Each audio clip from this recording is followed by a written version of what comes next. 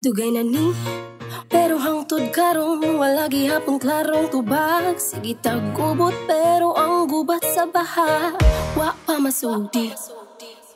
Ang katalagman dili na tumapungan, pero nganong kutubra ta sige pangandayo pag-ampo. Pag-asa nag-ingon hapit na mong igo ang bagyong mga tao na nagpanikbayay. Naglibog unsay angay nga buhaton, mga sakyanan full tank og gasolina, pero di mo mas maayo nga andamon daan ang dalan drainage og disiplina. Tanawa basta ang bahay nga gani mo ratakoy nakatunan sa kagahapon.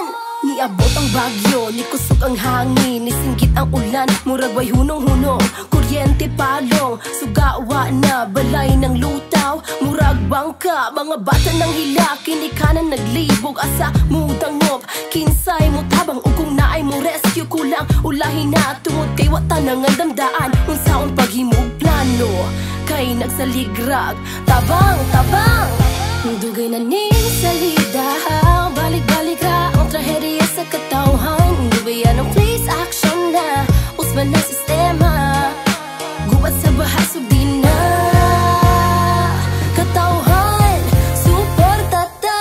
Mga balay sa daplin sa klaro kaayo ang peligro dito, pero asa man mo adto ang tawo kung dito ra Manila na pundong tibuok kinabuhi og damgo. Dili lalen, dili dale, dili lang balhin mo dito sir, kayang kabuos kong mabalhin, ibalhin ra ang kalisod, di mawala ang kahadlo. Naatay choice, kuralon ba nato o relokasyon nga tinud-anay, dili ka nang saad kundi magtukod nga mulong tanog muluwas o kinabuhi. Kanus apamanta, gubat sa baha, aksyonin na ka na, kinabuhi na kataya. Kanus apamanta, gubat sa baha, aksyonin na ka na, kinabuhi na kataya.